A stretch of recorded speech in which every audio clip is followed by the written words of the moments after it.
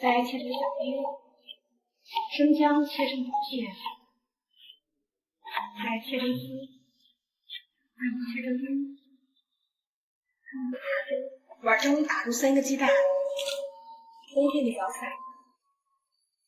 1勺生抽，均匀调味，加入几粒鸡精，1勺淀粉，加入半碗清水，用勺子搅匀稀释开。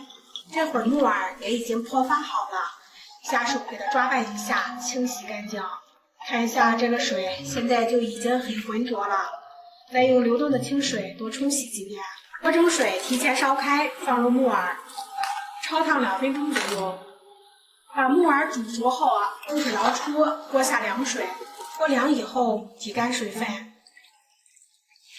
倒入搅好的鸡蛋液，再用筷子充分的